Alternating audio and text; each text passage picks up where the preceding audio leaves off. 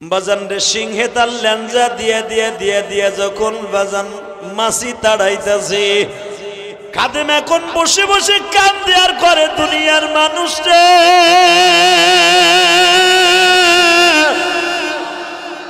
কেউ যদি মাওলার পাগল হইয়া যায় সারা দুনিয়ার মাখলুক তার তাবে হইয়া যায়।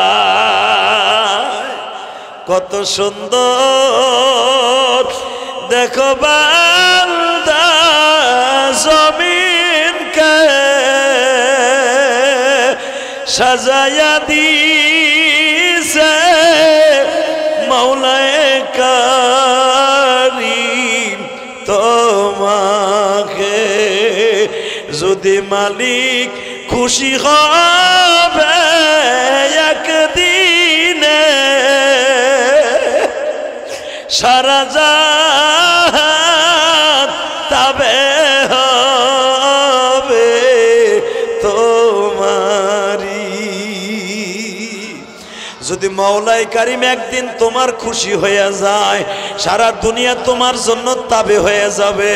সালাউদ্দিন আইয়ুবী যেই ইসরাইল বাজান বেজরমা আজকে ফিলিস্তিনের জমিনে কেদারি চালায়, ফিলিস্তিনের জমিনে বোমা দিয়ে উড়াইয়া দেয়, এই জমিনটা সালাউদ্দিন আইয়ুবীর জমিন।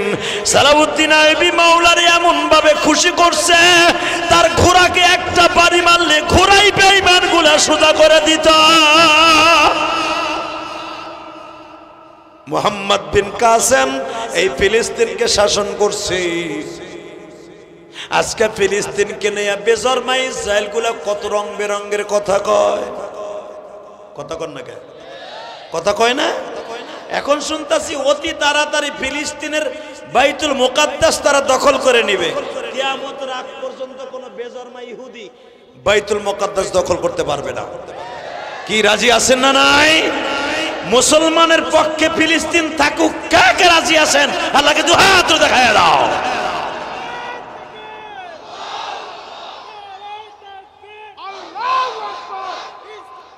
বাজান এবার আমার দিকে তাকাবে না, চোখের পানি ফেলবেন যখনই বলছে নবীজি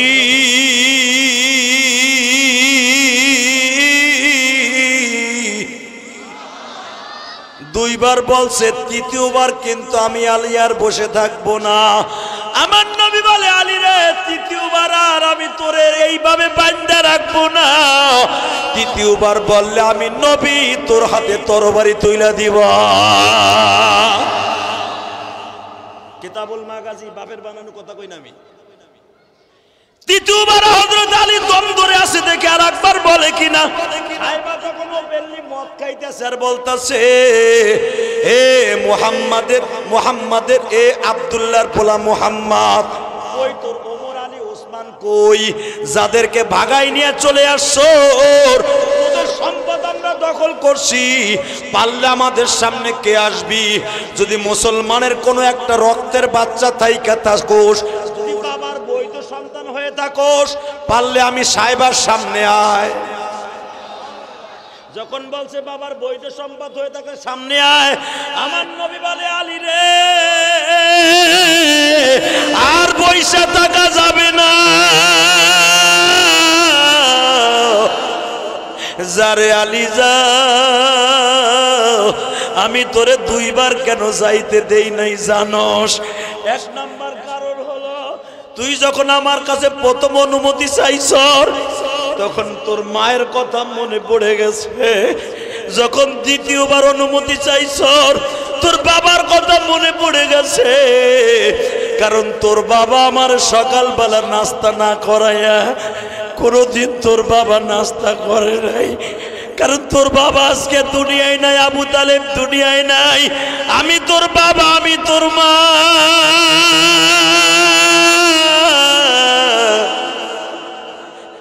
আমি কেমনে পারি সাহেবার সামনে আমার আলীরে তুইলা দিতে?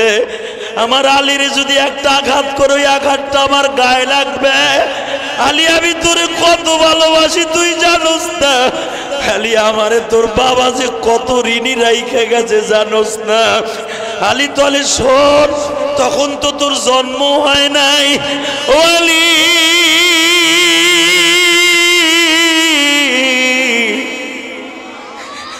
মদিনার ভূখণ্ডে আমার বাবা ছিল না, বাবার আদর কারে কয় আমি নবী কোনদিন বাবার অভাবটা কোনদিনও বুঝতে পারি নাই। ওয়ালি তোর বাবা আমারে কাঁধে নিয়ে নিয়ে মদিনায় ঘুরতো, মক্কায় ঘুরতো, তোর বাবা আমারে কাঁধে লইয়া ফিলিস্তিন সামদেশে লয়ে গেছে। তোর বাবা আমার সকালবেলা খাবার না খাওয়াইয়া কোনদিন এক ঢোক পানিও খাইতো না।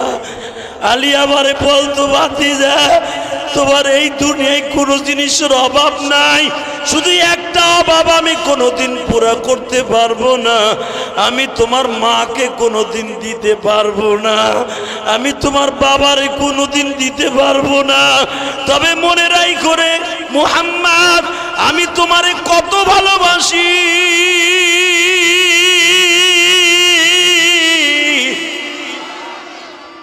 জানে একমাত্র অন্তর্যামী।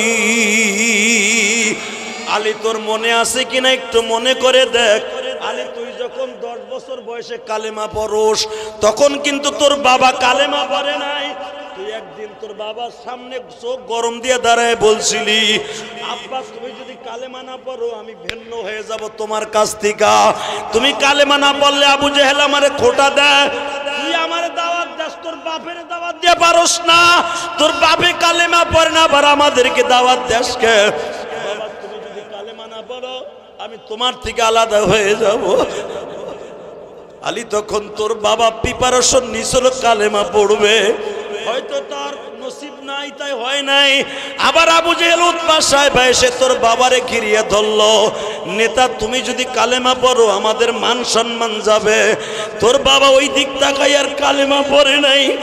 সেদিন তোর বাবা আমার একটা কথা বলছিল, মুহাম্মদ রে আমি তো চিরদিন বেঁচে থাকবো না, কিন্তু আমার আলী যখন তোমার দলে চলিয়ে গেছে, আমি ইন্তেকালের পরে আমার এই আলীর আপন বলতে কেউ থাকবে না, আমার আলীরে তুমি দেখে রাখো।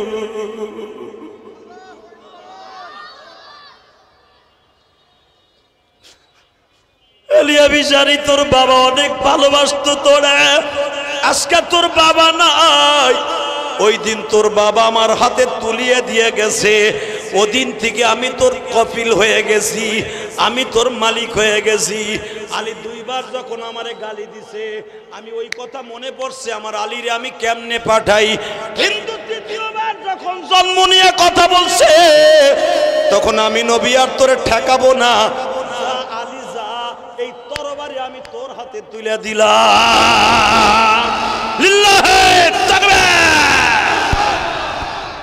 তাকানোর দিকে হযরত আলী বলেন, নবী যখন আমার হাতে তরবারি দিলেন, নবী যখন আমার হাতে তাকবীরদের ধ্বনি তুলে দিলেন, যুবক এবার তুমি আওয়াজ। 10 বছরের আলী সাহেবার সামনে গেছে, তখন সাহেবার বয়স 1-2 বছর না, সাহেবার বয়স তখন 60-এর কাছাকাছি। সকলে পড়েন দুরূদটা, আল্লাহুম্মা বারিক আলা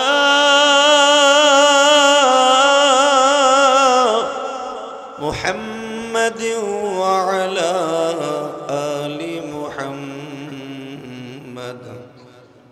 কামা বারাকতা আলা ইব্রাহিম ওয়া আলা আলি ইব্রাহিম ইন্নাকা হামিদুম মজিদ। यही हम सब मुसाफिर हैं, वही आखिर ठिकाना, कोई आगे रवाना है कोई पीछे रवाना। ला इलाहा इल्लल्लाह, ला इलाहा। সবাই ভিতরে আসেন দাদা ভাই, সবাই ভিতরে আসেন, সবাই আসেন। লা ইলাহা ইল্লাল্লাহ, লা ইলাহা।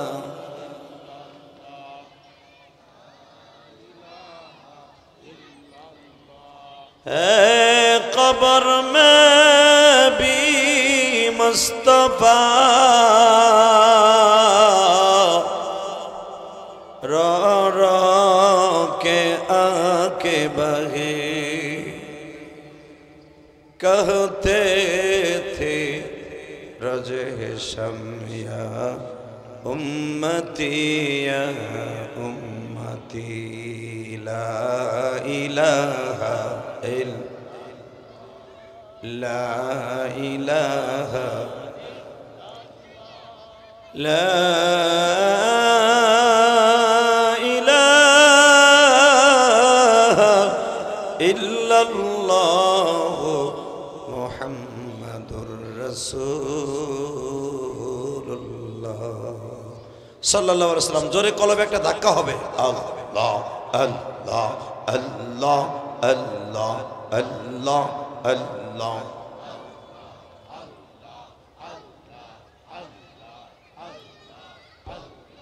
হয় না জোরে আল্লাহ আল্লাহ আল্লাহ আল্লাহ আল্লাহ আল্লাহ আল্লাহ আল্লাহ আল্লাহ লা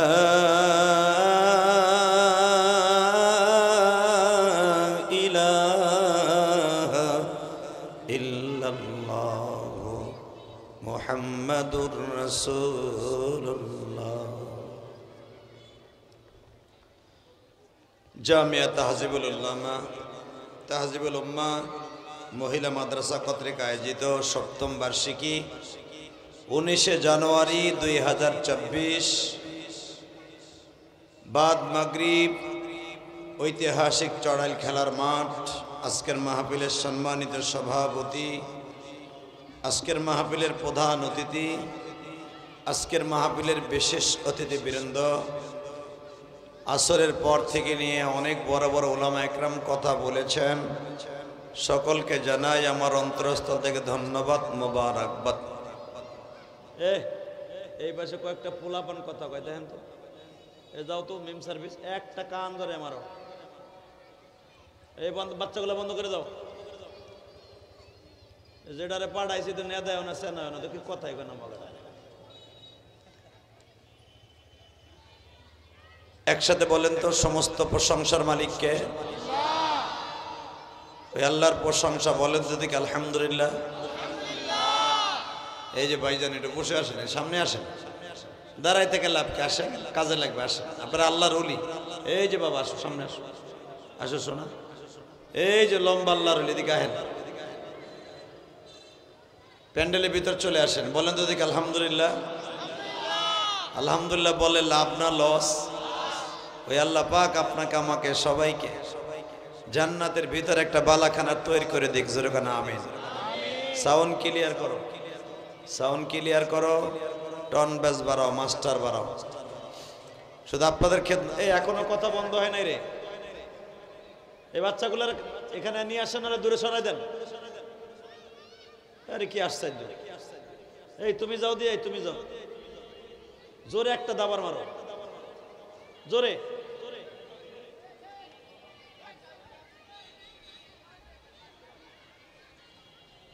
আল্লাহ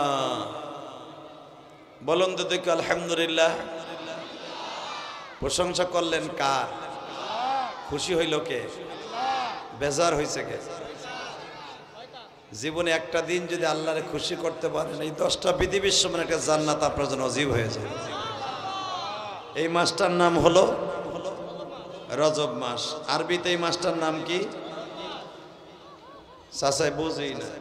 এই বেড়াই, এই সর, দুইটারে দুই জায়গায় লোক। এই মাসটার নাম কি? রজব। এই 4টা উদিত হওয়ার সাথে সাথে নবী বলতেন, ইদা দাখালা রজব আল্লাহুম্মা বারিক লানা ফি রজব ওয়া শাবান আবাল্লিগনা রমাজান। আল্লাহ তুমি আমারে রজব আর শাবানের বরকত দান করো, রমজান মাস পর্যন্ত বাঁচায় রাখো। এই রজব মাসের মধ্যে অনেকগুলা আমল আছে, তার ভিতরে 1 নাম্বার আমল হলো এই মাসে যদি কে এই দোয়াটা পড়ে আল্লাহ সুবহানাহু ওয়া তাআলা তার হায়াত বাড়ায় দেয়। আমরা যেইটার লেগে বেশি বেশি আল্লাহর কাছে চাই, আল্লাহ আমারে অনেকদিন বাঁচায় রাখো, অনেকদিন বাঁচায় রাখো। যদি কেউ ওই দোয়াটা করে আল্লাহ তাকে সুস্থতা রিজিক দান করে। কেউ যদি বলেন আমার সাথে, আল্লাহুম্মা বারিক লানা ফি রজব ওয়া শাবান আবাল্লিগনা রমজান। আয় আল্লাহ, আপনি আমাকে রজব আর শাবান মাসের বরকত দান করেন, রমজান মাস পর্যন্ত বাঁচায় রাখেন। দোয়াটা ভালো না খারাপ? জোরে কর, আরো জোরে। মন খারাপ নেই তা মাগরিবের সময় কথা কবেন তো কেমন ওয়াজ শুরু হয়েছে, এখনো শরীরের আইট গোটো আছে, মাশাআল্লাহ ভালোই শক্তি আছে। আওয়াজ দিবেন তো মনে করবে আশেপাশে যারা আছে তারা মনে করবে না যারা বসছে এরা সত্যিকারে মুসলমান। ঠিক না বে ঠিক? আজকে মুসলমান মায়ের খায়, আর এক মুসলমান চাইছে দেয়, কিন্তু আমরা এমন মুসলমান পৃথিবীতে কোনো বেঈমানের সামনে মাথা নত করি না। কি রাজি আছেন না নাই? কে কে রাজি আছেন দেখে আল্লাহকে হাত উঁচা করে দেখান তো। কি তাকবীর দেওয়ার মতো কেউ নাই? হ্যাঁ, দেখি দাঁড়ান তো, দাঁড়াই করে দেন তো। এই পিছনে পোলা পান্ডা আরো বন্ধ করতে হবে। কি আসছে যে মাইজি কই ধমক দিলে আবার হে একটা লোক জানতো হয় না, এই বেটা যা।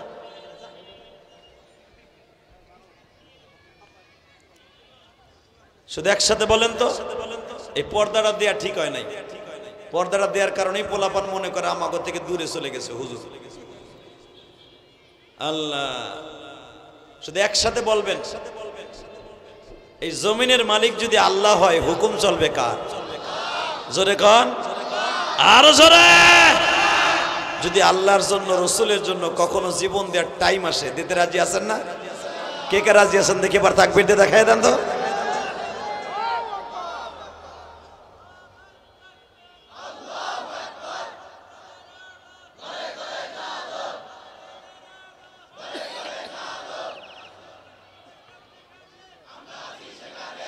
মাশাআল্লাহ মাশাআল্লাহ, তাকবীরটা দিলা ঠিকই, হইয়া বইরা দিলা। তোমারে কেউ দেখলো না, ফেরেশতারাও দেখলো না। আল্লাহ পাক আমাদের কবুল করেন। জোরে করে আমিন, আরো জোরে বলেন আমিন। শুধু আপনারা আমার দিকে তাকাবেন, কোনো দিকে তাকাবেন না, সময় কম। কারণ আজকের মাহফিলের প্রধান বক্তা কিন্তু আমি না, আমার পরে অনেক উলামা একরাম আছেন। শুধু আপনাদের খেদমত আরজ করব, যতটুকু সময় কথা বলবো দিলের কানে শুনবেন ইনশা। মেরে ভাই ও দোস্ত বুজুর্গ, এই জমিনটা যার হুকুম চলবে, তাই না? এমন থেকে কিছু বাদশা আসছে। তখন হযরত ওমর হলো মদিনার গভর্নমেন্টের প্রেসিডেন্ট।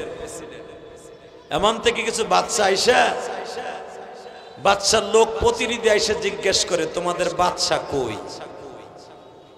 আমাকে বাদশা নাই। মারহাবা কর। জিজ্ঞেস তোমাকে প্রধানমন্ত্রী কই? কয় নাই। এরপরে জিজ্ঞেস করছে ভাই তোমাকে রাজা কই? কয় নাই।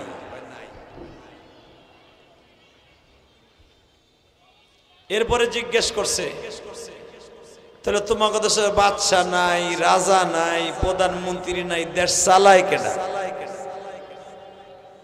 বলে আমাকে প্রধানমন্ত্রীও নাই, কিচ্ছু নাই, আমাকে একজন আমির আছে। কি আছে?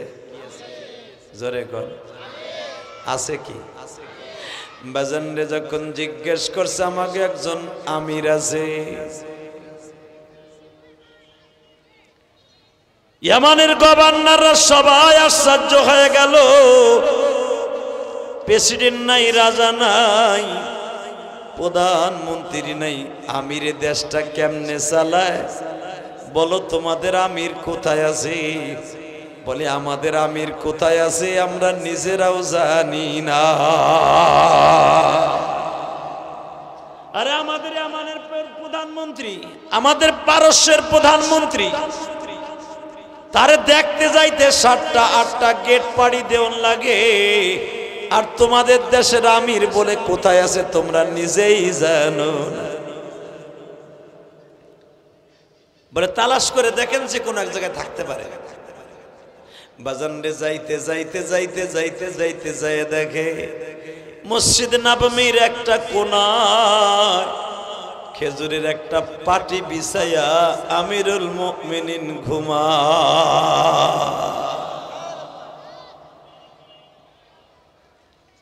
জিজ্ঞেস করা হইল, আমিরুল মুমিনিন আপনি কি এই দেশের প্রেসিডেন্ট? খলিফাতুল মুসলিমিন বলে, আমি এই দেশের প্রেসিডেন্ট না, প্রেসিডেন্ট যিনি ছিলেন উনি ওই যে রওজার মধ্যে ঘুমায় আছে। ও বাজান, আমি আপনাদের সামনে কেন এই কথাটা বলছি? কোন মানুষ যখন কোন মানুষকে ছোট মনে করবে আল্লাহ তারে বড় করে দিবে, ঠিক না বে ঠিক? আরো জোরে কর। এ দাদা ভাই, আপনারা যদি বসেন না একটু দোয়া করতাম। আহেন খারাইতেন না তেতিমের মতো। কি আসছে যেখানে প্যান্ডেলের জায়গা আছে না মিয়া, বহেন এখানে প্যান্ডেলের মধ্যে না, জানগা ওই যে কোনার দিকে বসেন বাম পাশে। আল্লাহ যারা বসবে এদেরকে তুমি মাফ করে দিবা। আল্লাহ এদের সন্তানদেরকে আলেম বানায় দিবা। আল্লাহ বিশ্ব নবীর সাথে হাসর করে দিবা। আল্লাহ সবাইরে কবুল করে। আমার দিকে তাকান। আমাদের দেশের রাজা বাদশারা থাকো, একটা চেয়ারম্যানও যদি হয় তার কত বডিগার্ড থাকে, কথা ঠিক না বে ঠিক? আর ওয়ার্দোজাহানের খলিফা হযরতে ওমর, সে ঘুমায় আছে খেজুরের পাটি বিছাইয়া। সুবহানাল্লাহ সুবহানাল্লাহ।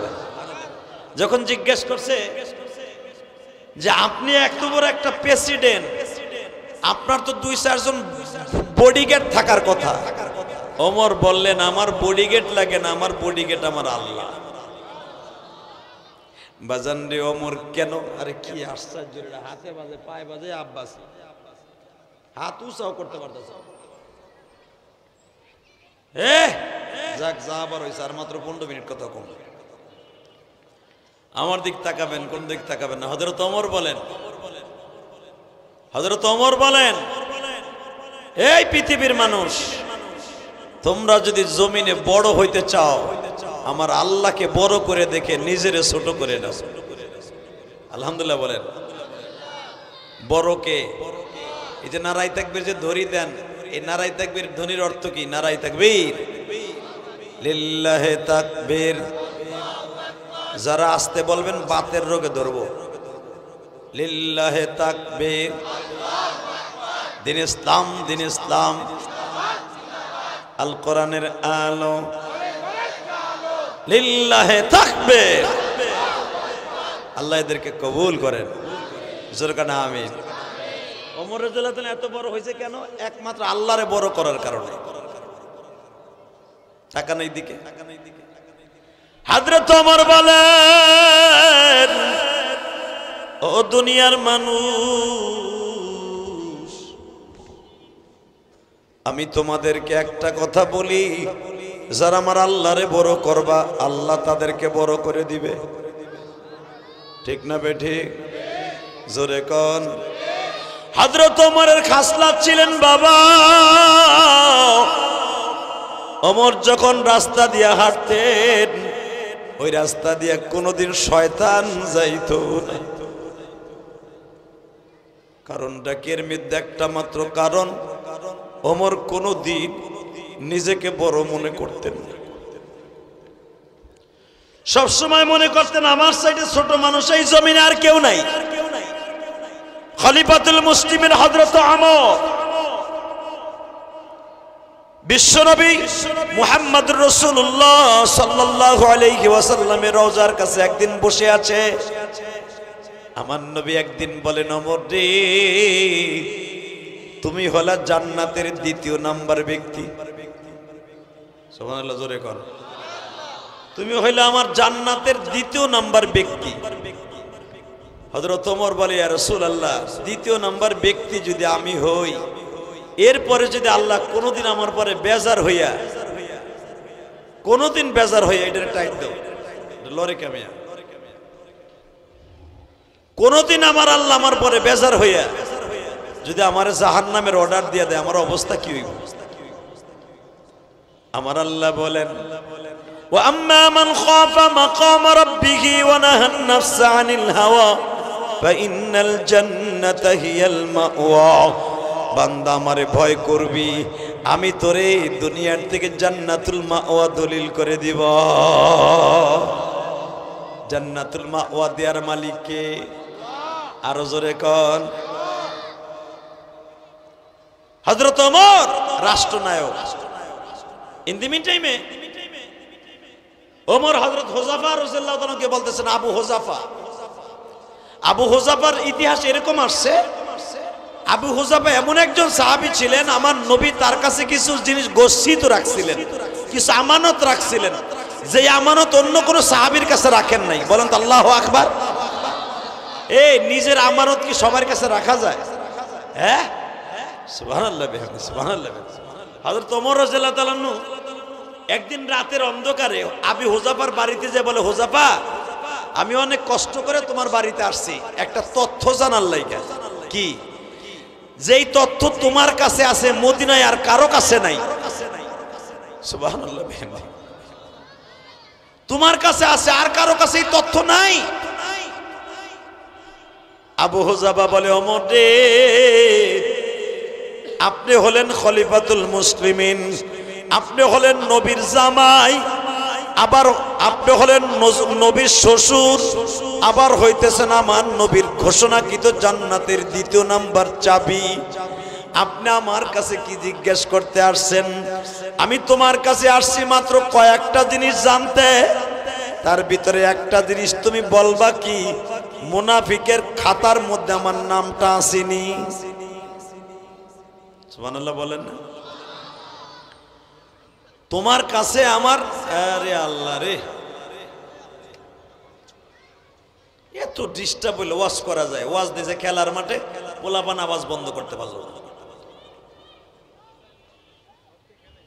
এটা অবস্থায় এনে লাফাইতেছে ভলান্টিয়ার নাই কিচ্ছু নাই বেটা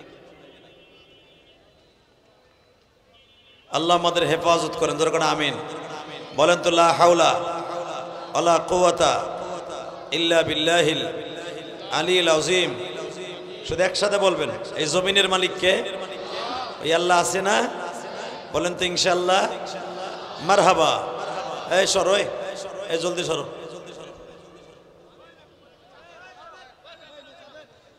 সাতার এই মিডিয়া কিন্তু সব দিবানি কিন্তু শেষ করে ফেলে সরো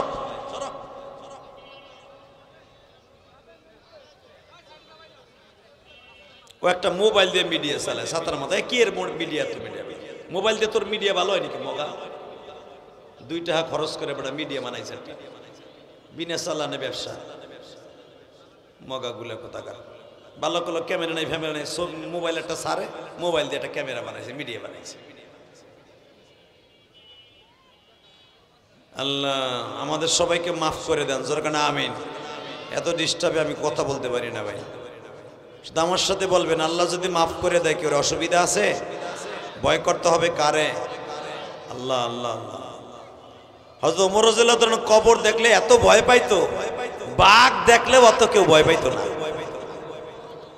যে ওমরকে দেখলে বাঘে ভয় পাইতো কিন্তু ওমর কবর দেখলে সবচেয়ে বেশি ভয় পাইতো চিন্তা করছেন ওমর রাদিয়াল্লাহু তাআলা একদিন আল্লাহু আকবার আল্লাহু আকবার আমি আজকে আল বিদায়া ওয়ান নিহায়ার মধ্যে এই ঘটনা পাই আমি অনেক আশ্চর্য হয়ে গেলাম ওমররে দেখলে বাঘে আর ছাগলে এক জায়গায় পানি খাইতো ঘাস খাইতো সেই ওমর কবর দেখলে ছোট বাচ্চার মতো ফুফায়ে ফুফায়ে কাঁদতো সুবহানাল্লাহ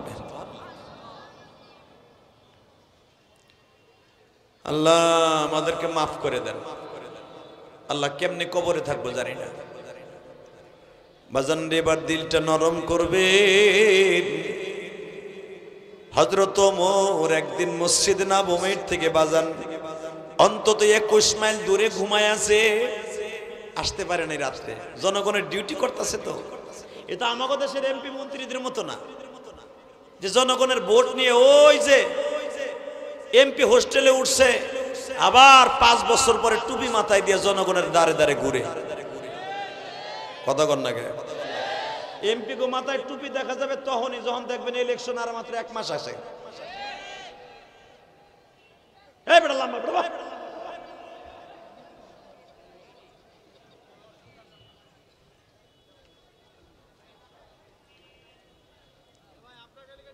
একামশ আর বইব না। এ তোর বরিশাল বল, তোর বরিশাল মিডিয়া কষ্ট হইতেছে, আমার খুব খারাপ লাগতেছে। এই জন্য আমি মাগরিবের পরে ওয়াজ নেই না, কারণ মাগরিবের সময় কলহল বেশি থাকে। প্রধান বক্তা হিসেবে রাত 9টা 10টা উঠি, তখন আর কোনো আওয়াজ থাকে না, ঠিক না বেটি? কি আর এখন বাড়ির পাশে না নিলেও মাইজি কইব যে ও বিপদে পড়ে আইছি, ঠেলায় পড়ে। বান্দর কে সহজে গাছে উঠে, কুত্তায় দাবুর দিলে উঠে। আল্লাহ, মাইজিম বান্ধু মানুষ, দাবাত দিয়ে না পারলাম না, আসলাম। শুধু আমার দিকে তাকান, আর মাত্র 5-7 মিনিট কথা বলেই জামগা। রাহেন আমার দিকে তাকাবেন, কোনো কথা বলবেন না। ইন দি মিন টাইমে হয়তো ওমর মসজিদে নববী থেকে 21 মাইল দূরে ঘুমায়। এই জায়গাটার নাম হলো আল্লাহু আকবার, জুলহুলাইফা। জোরে কোন মারহাবা। হাজিরা এখান থেকে ইহরামের কাপড়টা পরে গাড়ি যখন পাক লয়, এটা মসজিদে নববী থেকে 21 মাইল দূরে। আল্লাহু আকবার। এখানে ওমর জনগণের খেদমত করতে যাইয়া, হযরত ওমর রাত্রে ঘুমাইতেন না, দিনে ঘুমাইতেন। ওমরের বিবি তারে পাহারা দিতেন, আর ওমরের বিবি দিনে ঘুমাইলে ডিস্টার্ব করতেন না। ইশাকের নামাজ পড়ে ওমর ঘুমাইতেন। তো আজকে আসতে দেরি হয়ে গেছে, জনগণের খবর নিতে নিতে দেরি হয়ে গেছে, ওমর এখানে ঘুমাইতেছে। তো ওমরের নাক দিয়ে মুখ দিয়ে মাছি ঢুকে। মাছি, মাছি বুঝেন না? মাছিতে আর কি চেনে যে ওমর নাকে? হ্যাঁ, আল্লাহু আকবার। নাকে মুখে মাছি পড়তেছে, তাহলে ওমরের খাদেম এ মাছি সরাইতেছে। মাছি তো খাদেম মাছি সরাইতে সরাইতে ও বয়ে বয়ে ঘুমাই গেছে। বাজান রে, একটু পরে দেখে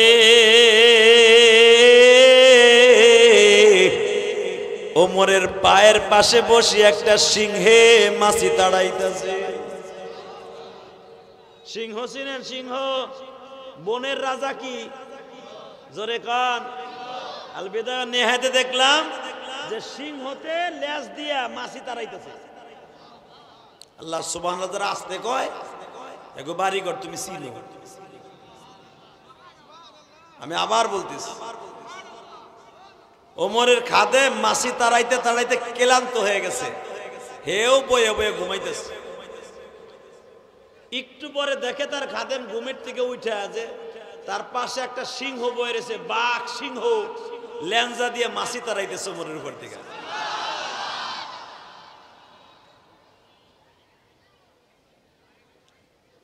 আমি এই হাদিসটা দেখে, কারণ সাহাবীদের থেকেও তো হাদিস, নবীর থেকে শুধু হাদিস না। বাজান রে, সিংহে তার ল্যাঞ্জা দিয়ে দিয়ে দিয়ে দিয়ে যখন বাজান মাছি তাড়াইতেছে, খাদেম এখন বসে বসে কান্দে আর করে, দুনিয়ার মানুষ রে,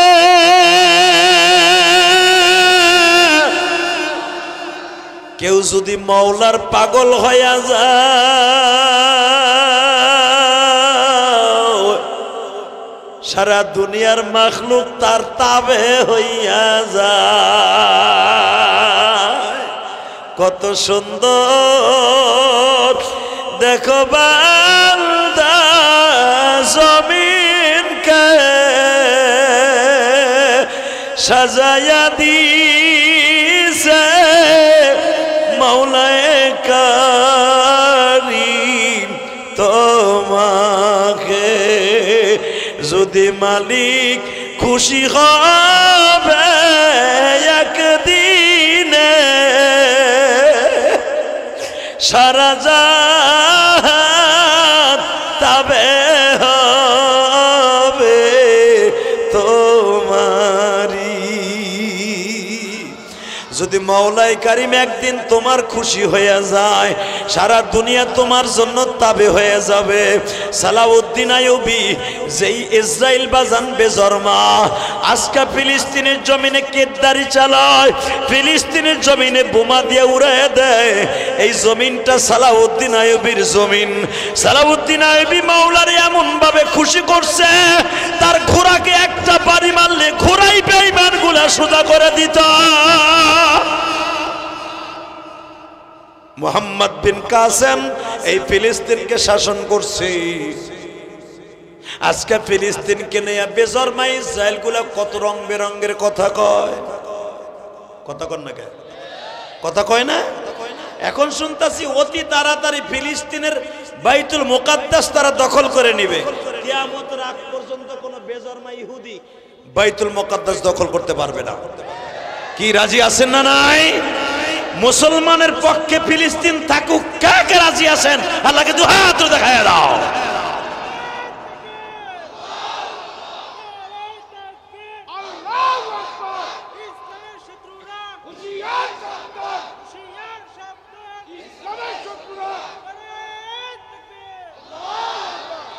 এই কলিজার টুকরা মুসলমান ভাইরা,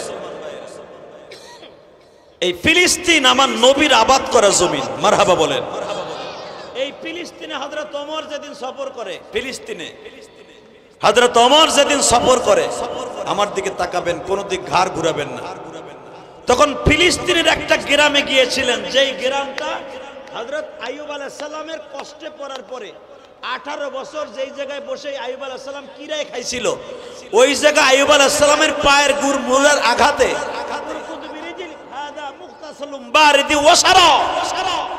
আইয়ুব আলাইহিস সালামের পায়ের গুড় মুলার আঘাতে যেই জায়গায় একটা কুয়া হয়েছিল, আইয়ুব আলাইহিস সালামকে যেই কুয়ার মধ্যে ফেলাইয়া রব্বে কারীম গোসল দিয়েছিলেন, রব্বে কারীম আইয়ুব আলাইহিস সালামের রোগকে ভালো করে দিয়েছিলেন, ওই জায়গাটাই হল সুবহানাল্লাহ। বাইতে যে কই আমি আবার বলছি, এই যে গাজা, গাজা, এই গাজা উপত্যকাই হলো আইয়ুব আলাইহিস সালামের বাড়ি। আরো জোরে কোন, এখানে আইয়ুব আলাইহিস সালামের মাজার আছে। সুবহানাল্লাহ বিহামদি। আইয়ুব আলাইহিস সালামের ওই কুয়াটা ওইখানে আছে। পৃথিবীতে কয়েকটা কুয়া আছে, যেই কুয়াগুলোর পানি কোনোদিন কিয়ামত পর্যন্ত কমবে না। তার ভিতরে আইয়ুব আলাইহিস সালামের ওই কোরআনের ভাষায় উরকুদ বিরজিলিক, যেই কুয়া আইয়ুব আলাইহিস সালামের পায়ের গুরমুরের আঘাতে হয়েছিল, ওই কুয়ার পানি কোনোদিন কমবে না। ইউসুফ আলাইহিস সালামকে যেই কুয়ার মধ্যে ফেলছিল, ওই কুয়ার পানি কোনোদিনও কমবে না। ইউনূস আলাইহিস সালামকে মাছে পেটে নেয়ার পরে 40 দিন পরে ওগরায়া বমি করে যখন ফেলায় দেয় ইউনূস আলাইহিস সালামকে, তখন ইউনূস আলাইহিস সালামের জন্য মিষ্টি পানি ছিল না, সব ছিল লবণ পানি। তখন ইউনূস আলাইহিস সালাম ওই মরুভূমিতে বইয়া পায়ের গুড়মুড়া দিয়ে নাড়াচাড়া দিছিল, একটা কুয়া হইছিল। এরপরে কয় সুবহানাল্লাহ, আসতে কয় রে। আইয়ুব আলাইহিস সালামের এবং ইউনূস আলাইহিস সালামের দোনোটা কুয়া কিন্তু ফিলিস্তিনে। আরো জোরে কর। এই ফিলিস্তিনকে ইসরায়েল বেজরমাগুলা কেন দখল করতে চায়? এই কুয়াগুলা যদি ওদের আন্ডারে যায়, ওরা জানে, তাফসিরে আসছে এই কুয়াগুলা ওদের আন্ডারে গেলে, আরে এত বড় বুজুর্গ আহমদ শফি সাহেবের খাস কাদেম, বাবুনগরের খাস কাদেম, আলহামদুলিল্লাহ বলেন। এ কলিজার টুকরা ভাইরা আমার দিকে তাকান। ইউনূস আলাইহিস সালামের এই কুয়া, আইয়ুব আলাইহিস সালামের এই কুয়া এই ফিলিস্তিনে আছে। এই কুয়াগুলা গাজার উপত্যকায়, আর এই কুয়াগুলা হামাসের দখলে। এই কুয়াগুলা ওরা দখল করতে চায়। জীবনের বিনিময় হলো গাজার থেকে বেঈমানের বাচ্চারা কিয়ামত পর্যন্ত এই নবীদের স্মৃতিগুলা কোনোদিন অ্যাটাক করতে পারবে না, পারে না ইনশাআল্লাহ। ওরা 30 লক্ষ সৈন্য মোতায়েন করছে গাজায়, আর মুসলমান মাত্র 30,000 দেখাই দিছে। মুসলমান মরলে শহীদ, বাঁচলে গাজী। কথা বলে না কেন? ঠিকই তো ফিলিস্তিন দখল করে নিল মুসলমান। কারণ সালাউদ্দিন আইয়ুবের দেশ, মুহাম্মদ বিন কাসেমের দেশ, এই দেশ এত তাড়াতাড়ি পৃথিবীর কোন বেঈমানের সামনে তুলে দেওয়া যাবে না। শুধু মাগরিবের পর একটা আওয়াজ দিবেন, জীবন চাক আর থাক।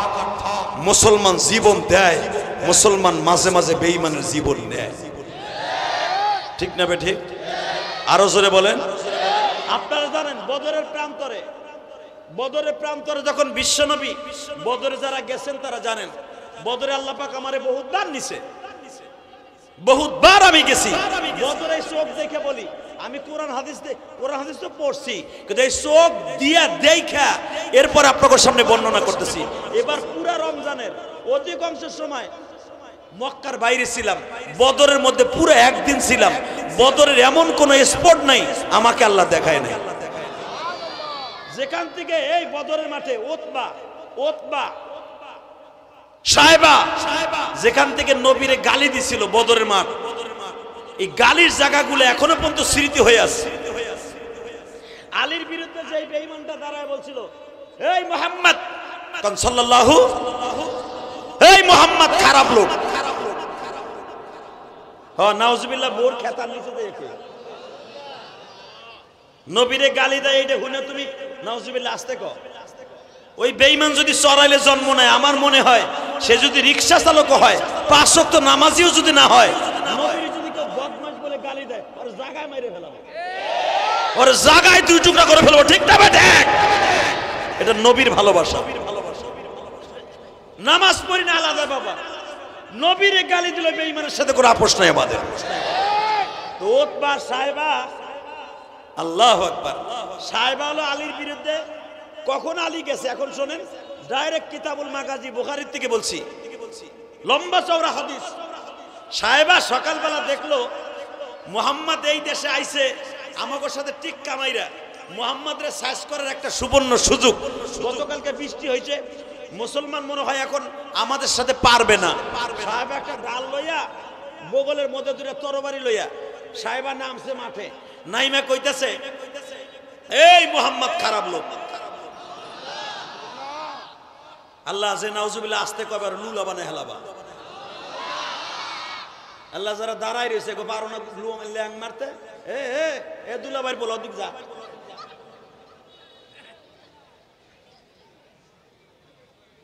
আলহামদুলিল্লাহ বলেন, মাঠ খালি, ওরা দাঁড়াই থাকলে ভালো দেখা যাইব।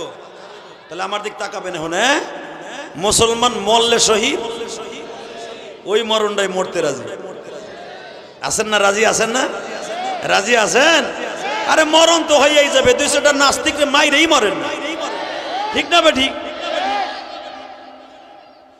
তো সাহেবা সকালবেলা যুদ্ধ লাগার আগে, যুদ্ধ তখন লাগে নাই, সাহেবা সকালবেলা যুদ্ধের মাঠে দাঁড়ায় একটা 2টা তরবারি এখানে নিয়ে, আল্লাহু আকবার, 2টা তরবারি 2 পাশে নিয়ে, একটা তরবারি হাতে নিয়ে, একটা ডাল হাতে নিয়ে জোরে জোরে চিল্লাই কইতাছে, এ আব্দুল্লাহর পোলা মুহাম্মদ, তুই খারাপ লোক, তুই ওই দেশে ঠিক থাকতে পারস না, আমাকে মাইরের গুতায় এই দেশে আইসো, তোরে মারার লাগাইছি, পারলে বাইরা। তখন আলীর মাত্র 21 বছর বয়স। কত? 21 বছরে পোলা হেনা আছে না? যদি আস্তে কথা কও না, 21 বছরে পোলা তোর হেতানে রোগে ধরবে। ফেসবুকের পার্টি, এই এদিক তাকা, 21 বছরের আলী নবীর কানে কানে যে বলে, নবী তখন মসজিদে আরিজের কাছে বসা, মারহাবা বলেন, যেখানে আমার লেগে নবীর লেগে মঞ্চ করা হয়েছে। এই মসজিদে আমি ওয়াজও করছি, নামাজও পড়াইছি। আমি গুনাহগার, বাড়তে পারেন আপনি গুনাহগার। ইলিয়াস রহমান জিয়াদি জীবন এমন এমন জায়গায় আল্লাহ তার নিচে কল্পনাও করতে পারবেন না। এই মসজিদে আরিজ বদরে আমি ইনশাআল্লাহ ইমামতি করছি একদিন মাগরিবের, আল্লাহ আমারে দিয়ে করাইছে, আল্লাহর জাতের কসম করে বলেন। এবং সৌদি আনালার আমার পিছনে নামাজও পড়ছে। আমি যখন কিরাত পড়তেছিলাম, আমার এখনো মনে পড়ে, শরীরে শির ওঠে। আমি যখন এইভাবে পড়তেছিলাম, আমি তো হাফেজ না। আলহামদুলিল্লাহি রাব্বিল আলামিন আর রহমানির রহিম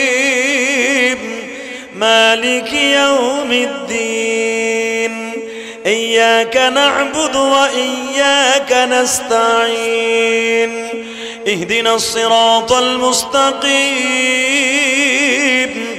صراط الذين أنعمت عليهم غير المغضوب عليهم ولا الضالين।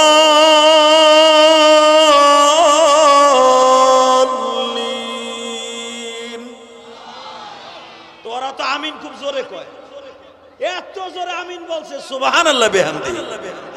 এরপরে যখন আমি পড়তেছি, যেই সূরা পড়ছিলাম, পড়ি وهو الغفور الودود ذو العرش المجيد فعال لما يريد هل أتاك حديث الجنود فرعون وثمود بل الذين كفروا في تكذيب والله من وراء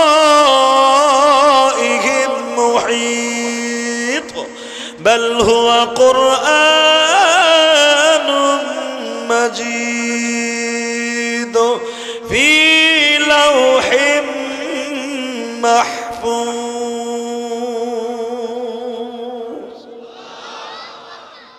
কসম করে বলে, আল্লাহর কসম করে বলি, আমি তো হাফেজ না, আমি নামাজ শেষ করে বইছি, দেখি বদরের একজন আসল বদরি, আসল সৌদি আমার দিকে কেমনে চেয়ে রয়েছে। যেই বাঙালিরা আমার ইমামতিতে খাড়া করাই দিয়েছে হুজুর, ওরা তো আমার নিয়ে গেছে বদর ওয়াজ করাইতে। বদরে বিবারিয়ার পরে 1-1.5 ছেলে একটা হসপিটাল চাকরি করে গেছে এখন ওয়াজ করতে। ওরা বললো হসপিটালের পরিবেশ নাই, মসজিদ আরিজে ওয়াজ করাবো আপনারে দিয়া। তো ওই সৌদিয়ান ওই বিবারিয়ার ওই ছেলেটারে জিজ্ঞেস করে, হ্যাঁ না ইন্তাফিল বাংলাদেশ আলেম, তো আমারে বলতে বুঝাইতেছে ইমাম মা খতিব ফিল বাংলাদেশ, ইমাম মা খতিব ফিল বাংলাদেশ মাদ্রাসার প্রিন্সিপাল। হ্যাঁ না প্রিন্সিপাল মা খতিব মা ইমাম, সে মাদ্রাসার প্রিন্সিপাল ইমাম খতিব। সঙ্গে সঙ্গে বলে ইজলিস ইজলিস ইজলিস বল। আমার বয়া আমার 2 গালে 2 চুমা দিছে। এরপরে তার হাতের মধ্যে একটা ঘড়ি আছিল, আমার মনে হয় তার হাতের ঘড়িটা আমি বহুত বছর রাখছিলাম। আমার একটা ঘড়ি হাদিয়া দিছিল। আমার জিজ্ঞেস করে এনাফিল বাংলাদেশ কারিউল খুজা মিয়া মিয়া মিয়া মিয়া খাইস মিয়া মিয়া সাহা কোরআন সাহা কোরআন, কোরআন এত সুন্দর সহি করে তো কত লোক পড়তে পারে। আমি বললাম মিয়ার কি, আমার দেশে কাসীর ফিল কোরআন হাফিজ, কাসীর কাসীর কাসীর, কয় সুবহানাল্লাহ। ওই বুড়া কইতেছে সুবহানাল্লাহ, কাসীর ফিল কোরআন হাদিস, হাফিজ কোরআন কারিউল কুরআন। আমরা নাম নাম হাজার হাজার লক্ষ লক্ষ কোরআনের হাফেজ আমার বাংলাদেশ। আর এখন দেখেন না আমার বাংলা মা এমন একটা দেশ, যেই দেশে এখন সারা পৃথিবীর ভিতরে টক্কর লাগায়া আমার বাংলাদেশ 1 নম্বরে যায়। 70টা দেশকে পিছনে ফেলে সেই সালে আহমদ তাকরিম দুবাইয়ের প্রতিযোগিতায় 70টা দেশকে পিছনে ফেলে আজকে আমার বাংলা মাকে সারা পৃথিবীর সামনে মাথা উঁচু করে দিয়েছে। যারা আলেমদেরকে গালি দাও, আলেমদেরকে বাস দাও, পারলে পৃথিবীতে দেখা তোকে সাকিব আল হাসান ছক্কা মারে আবার ড্যাম খায়। কথা কন না কে? আলেম উলামার কোনো ড্যাম নাই, আলেম উলামা উপরে উঠছে তো উঠছে। কথা কন না কেন? বদনাম বলতে পারবি কুত্তার কামড় আগুন দিছে, কুত্তায় কিন্তু দাফ না জীবন ও কামাইতে না, কারণ ওর দৌড় আছে এই আগুন নিচে কুতুত করে মারে। ও আডুর নিচে দাপনার উপরে না। কথা কন না কেন? সময় নাই তো কি করবো, অল্পটুক সময় আছে, আর মাত্র 5-7 মিনিট কথা বল। এ তাকাও এইদিকে, আমার বাংলাদেশে সাকিব আল হাসান 2-4টা ছক্কা মাইরা আইলে মাননীয় প্রধানমন্ত্রী এক বাড়ি দেয়, গাড়ি দেয়। আরে কষ্ট কার কাছে কমু, কওয়ার জায়গাও নাই। কইতে গেলে আবার পিঠ করল বান দেন খাই, তা আমি আবার খাবো নয়, চিন্তা করি। এই মুসলমানের পোলার দিকে তাকাও, এই মুসলমানের পোলাইবের দিকে তাকাও। এই যে সালে আহমদ তাকরিম 70টা দেশকে পিছনে ফেলাইয়া আজকে আমার বাংলা মাকে লাল সবুজের পতাকাকে সারা পৃথিবীর সামনে উঁচা করে ধরল। আলেমদের দাম আছে না নাই? মাদ্রাসার কওমি মাদ্রাসার ছাত্রদের দাম আছে না নাই? যেটা কবে কওমি মাদ্রাসার দরকার নাই ওর গালগুল ফাটা হালাবো ঘুষাইয়া। আল্লাহ আপনি আমাদের হেফাজত করেন, জোরকান আমিন। এই বদরে যেখানে সাহেবা সকালবেলা ডাল সরকে নিয়ে নামছে, ইন্দিমিন টাইমে দেখা যায় সাহেবা যখন বলতেছে এ মোহাম্মদ খারাপ লোক আব্দুল্লাহর পোলা বেরো, তোর বাপের আইছে আয়, জাদ্দিলাল জাদ্দিলাল আবিল জাদ্দি আইছে তোর বাপের আয়। দেখেন না কেউ রে কেউ যদি মারামারি করতে যায় বিল্ডিং এর নিচে দাঁড়া এ বুড়ার বুড়ার নাম কয় না, এ মগার ফুপাকা মারলে নাম দেখ আয়, তোর মাথা কয়টা আছে? এই বেয়াদব গুলার গালি কিন্তু একমাত্র সাহেবার কাছ থেকে শিখছে। এরাই হলো উতবা সাহেবার খালতো ভাই। কথা কন না কেন? তো সাহেবা জীবনে প্রথম আমার নবীর এই আওয়াজ দিয়ে গালি দিছে, এই মোহাম্মদ আব্দুল্লাহ বলে নাম। হযরত আলী কয় হুজুর কিছু কমু? নবী বলে চুপ থাক। মারহাবা বলেন। একটু বরাবর গাল দিছে, মুসলমান মরে গেছস নি? তোরা বলে 313 জন আইছো, আয় পানি ছাড়া গিলেলাম। আলী কয় হুজুর জামু, চুপ থাকো, আমি আর ওয়াজি করব না, আমি যাই। আওয়াজ দিবা না, বড় শুনতেছি। Ready ready ready. দুইবার যখন বলতেছে এ মুসলমান মরে গেছস নি, আলী বলে হুজুর জামু। নবী কয় চুপ থাকো। যখন দেখলো যে আলী খুব প্রিপারেশন নিয়ে নিছে, প্রসেসিং, আলীর অবস্থা খুব খারাপ, ওর শরীর লাল হয়ে গেছে, জিদ্দে লাল হয়ে গেছে। এতদিন মক্কায় মায়ের খাইছে, কেবল মায়ের পালা আইছে। নবী দিছে এই যুদ্ধের সেনাপ্রধান আমার নবী। হযরত আলী বলতেছে হুজুর মায়ের খাইছে, আমার তো সময় বসে থাকার নাই, একবার কোন না সাহেবারে এমন পল্টি মারমু ওর বাপের সুন্দর নাম ভুলায় দিব, ওর বাপের নাম ভুলায় দিব। আমার নবী বলে চুপ থাক। যখন দেখলো আলী লাল হয়ে গেছে, তখন ঘাটটা ধরে আমার নবী চাদরের মধ্যে নিয়ে বগল চাইপে ধরে কয়, আলী আর এক কথা বলবি না। আলী নবীর চাদরের নিচে বইয়া কয়, এটা সহ্য করা যায় না। আরে ভাই রে,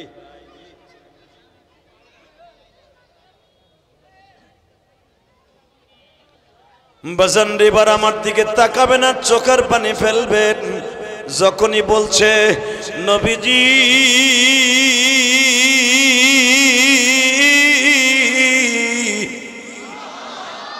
দুইবার বলছে, তৃতীয়বার কিন্তু আমি আলী আর বসে থাকবো না। আমার নবী বলে আলী রে, তৃতীয়বার আর আমি তোরে এইভাবে বাঁধা রাখবো না। তৃতীয়বার বললে আমি নবী তোর হাতে তরবারি তুইলা দিব। কিতাবুল মাগাজি বাপের বানানো কথা কই না আমি। তৃতীয়বার হযরত আলী দম ধরে আছে দেখে আর একবার বলে কিনা, সাহেবা যখন ওপেনলি মদ খাইতেছে আর বলতাছে, এ মুহাম্মাদের এ আব্দুল্লাহর পোলা মুহাম্মদ, কই তোর ওমর আলী ওসমান কই? যাদেরকে ভাগাই নিয়ে চলে আসছো, তোদের সম্পদ আমরা দখল করছি, পারলে আমাদের সামনে কে আসবি? যদি মুসলমানের কোনো একটা রক্তের বাচ্চা থাইকা থাকোস, যদি বাবার বৈধ সন্তান হয়ে থাকোস, পারলে আমি সাহেবার সামনে আয়। যখন বলছে বাবার বৈধ সম্পদ হয়ে থাকে সামনে আয়, আমার নবী বলে আলী রে, আর পয়সা টাকা যাবে না, যারে আলী যা, আমি তোরে দুইবার কেন যাইতে দেই নাই জানোস? এক নাম্বার কারণ হলো, তুই যখন আমার কাছে প্রথম অনুমতি চাইছ, তখন তোর মায়ের কথা মনে পড়ে গেছে। যখন দ্বিতীয়বার অনুমতি চাইছ, তোর বাবার কথা মনে পড়ে গেছে। কারণ তোর বাবা আমার সকালবেলা নাস্তা না করাইয়া কোনদিন তোর বাবা নাস্তা করে নাই। কারণ তোর বাবা আজকে দুনিয়ায় নাই, আবু তালেব দুনিয়ায় নাই। আমি তোর বাবা, আমি তোর মা।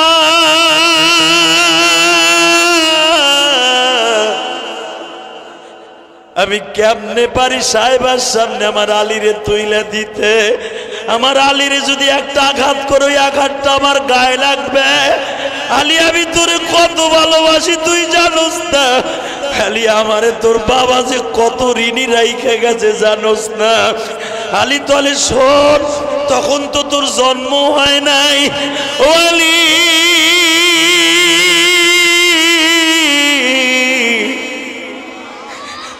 মদিনার ভূখণ্ডে আমার বাবা ছিল না।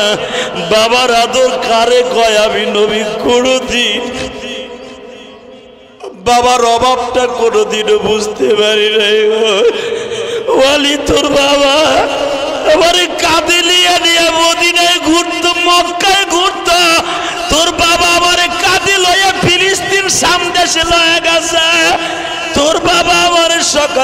খাবার না খাওয়াইয়া কোনোদিন এক ঢোক পানিও খাইতো না।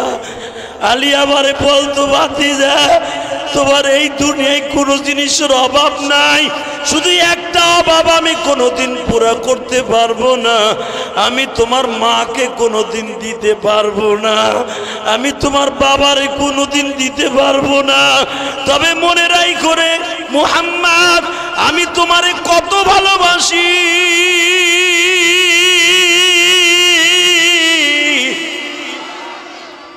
জানে একমাত্র অন্তর্যামী। আলী তোর মনে আছে কিনা একটু মনে করে দেখ। আলী তুই যখন 10 বছর বয়সে কালেমা পড়োস তখন কিন্তু তোর বাবা কালেমা পড়ে নাই। তুই একদিন তোর বাবার সামনে চোখ গরম দিয়ে দাঁড়ায় বলছিলি, আব্বা তুমি যদি কালেমা না পড়ো আমি ভিন্ন হয়ে যাব তোমার কাছ থেকে, তুমি কালেমা না পড়লে আবু জেহেল আমারে খোঁটা দেয়, তুই আমারে দাওয়াত দাস, তোর বাপের দাওয়াত দিয়ে পারস না, তোর বাপে কালেমা পড়ে না আবার আমাদেরকে দাওয়াত দাস কে? বাবা তুমি যদি কালেমা না পড়ো আমি তোমার থেকে আলাদা হয়ে যাব। আলী তখন তোর বাবা প্রিপারেশন নিছিল কালেমা পড়বে, হয়তো তার নসিব নাই তাই হয় নাই। আবার আবু জেহেল উতবা সাহেব এসে তোর বাবারে ঘিরিয়ে ধরলো, নেতা তুমি যদি কালেমা পড়ো আমাদের মান সম্মান যাবে। তোর বাবা ওই দিক তাকাই আর কালেমা পড়ে নাই।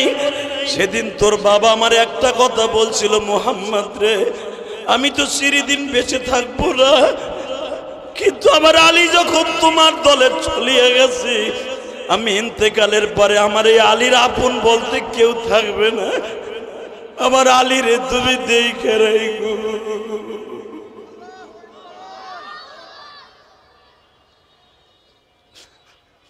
আলিয়া বিচারি তোর বাবা অনেক ভালোবাসতো তোরা, আজকে তোর বাবা নাই। ওই দিন তোর বাবা আমার হাতে তুলিয়ে দিয়ে গেছে, ওদিন থেকে আমি তোর কফিল হয়ে গেছি, আমি তোর মালিক হয়ে গেছি। আলী দুইবার যখন আমারে গালি দিছে আমি ওই কথা মনে পড়ছে আমার আলীরে আমি কেমনে পাঠাই, কিন্তু তৃতীয়বার যখন জন্ম নিয়ে কথা বলছে তখন আমি নবী আর তোরে ঠেকাবো না, আলী যা এই তরবারি আমি তোর হাতে তুলে দিলাম। লিল্লাহে তাকবীর। তাকানোর দিকে হযরত আলী বলেন, নবী যখন আমার হাতে তরবারি দিলেন, নবী যখন আমার হাতে তাকবীরদের ধ্বনি তুলে দিলেন, যুবক এবার তুমি আওয়াজ। বছরের আলী সাহেবার সামনে গেছে, তখন সাহেবার বয়স 1-2 বছর না, সাহেবার বয়স তখন 60-এর কাছাকাছি। এই জোরে কর, আরো জোরে কর। সাহেবা একটু শক্তিশালী ছিল, 60 বছরের বীর বাহাদুর, প্রায় 60 বছরের বীর বাহাদুর। সে 25 জন মানুষকে কোনো কিছু মনে করতো না। এই সাহেবার সামনে যে 21 বছরের আলী বলে, এই তোরে চেনা চেনা লাগে, তোর নাম কি রে? আলী বলে, আমার নাম আলী ইবনে আবু তালেব। কোন আবু তালেব রে? যার সাথে আমি রাজনীতি করছি মক্কায়। হ্যাঁ, তো মোহাম্মদ তোরই মরণের সামনে পাঠাই দিল।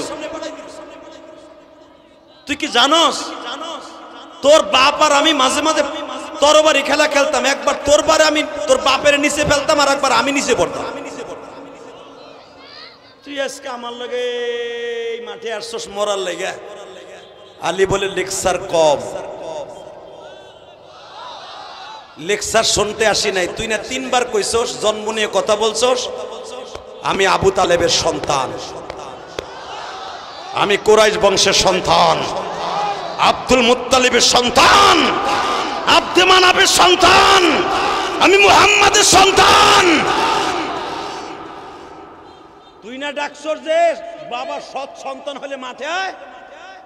আমি 3টা পরিচয় দিলাম, আমি আবু তালেবের সন্তান, আমি আব্দুল মুত্তালিবের সন্তান, আমি মুহাম্মাদের সন্তান, আমি কুরাইশ বংশের সন্তান। জন্ম ঠিক আছে, তোর জন্ম ঠিক আছে না? পরিচয় দে। তুই দিতে পারবি না, তোর সাথে পরিচয় হবে মাঠের মধ্যে। দরকার মারহাবা। আই এম মুসলমান। মুসলমান কোনোদিন কাউকে ভয় পায় না। লা ফালা তাখশাউন নাস ইখশাউনি, ভয় করবে একমাত্র রবকে, পৃথিবীর আর কাউকে নয়। তুই রেডি হ, বলে তাহলে তুই ছোট মানুষ, তুই আমার পর আগে আক্রমণ কর। আলী বলে আমার নবীর শিক্ষা মুসলমান আগে কোনোদিন আক্রমণ করবে না। তুই আক্রমণ করবি, তারপরে বাঁচলে করবো, নালে শহীদ। মুসলমান মরলে শহীদ। মনে আছে ডায়লগটা? পকেটে থাকবে তো? মুসলমান মরলে শহীদ। এটা আলীর প্রথম শিক্ষা দেয়, এটা প্রথম বাক্য আলীর। সুবহানাল্লাহ কইলে না? আরো জোরে। হযরত আলীর গায়ের থেকে আমার নবীর ঘেরান আসতেন। আলীর চাদরের থেকে আমার নবীর ঘেরান আসতেন। এই কারণ আলীর ঔরসে জন্ম নিবে সমস্ত জান্নাতি যুবকদের সর্দার হাসান হুসাইন। আলী কোন রাস্তা দিয়ে হেঁটে গেলে ওখান দিয়ে মনে হয়তো রসুল গেছে, এমন ঘেরান আসতো। কারণ আমার নবী রাস্তা দিয়ে হাঁটলে মেশকম্বারে ঘেরান আসতো, আলী গেল মেশকম্বারে ঘেরান আসতো।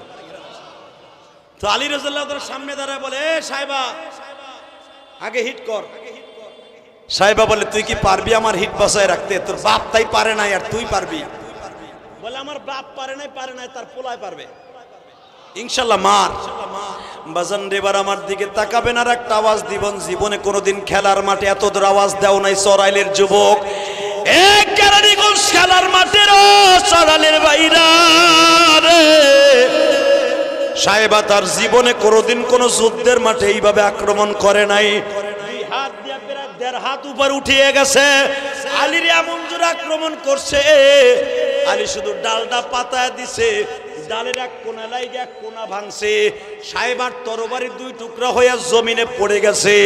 সাহেবা এইভাবে পড়ে গেছে। এবার আমার দিকে তাকাবেন। হযরত আলী সাহেবার ঘাড়ের উপরে পাড়া দিয়া কয়, বেঈমানের বাচ্চা, এ বেঈমানের বাচ্চা, এবার আমি দেব, সহ্য কর। ওইভাবে সাহেবা ঘাড় কাজ করে এখনো আছে।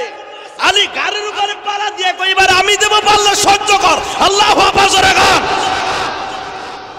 সাহেবা বলে, তুই আমারে দুর্বল ভাবে আঘাত করবি, আমি তো কাইতে হয়ে পড়ে রয়েছি, আমারে খাড়া হইতে দে, খাড়া হইতে দে। আলী কয়, খাড়া? নবী আমার চাহে চাহে দেখতেছে।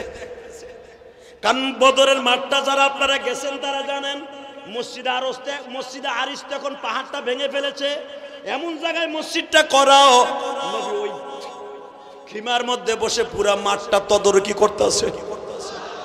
আলীর মধ্যে সাহেবার মধ্যে যে কথোপকথন হচ্ছে, নবী আমার ছায়াছে দেখতেছে। সরাইলের যুবক এখন জীবন ছেড়ে একটা আওয়াজ দিবি, জীবনে কয়দিন বেঁচে থাকবো জানি না।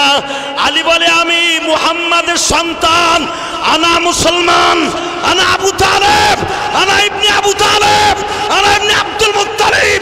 পারলে দাঁড়া, পারলে দাঁড়া, পারলে দাঁড়া, হাঁটু সোজা করে দাঁড়া।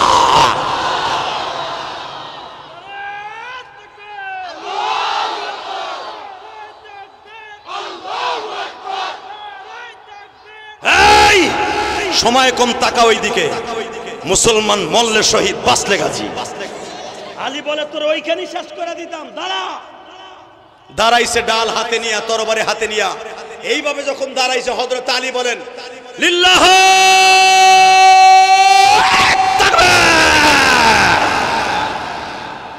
ওর ডাল ভাঙছে, ওর মাথার মধ্যে দিয়ে ঢুকছে।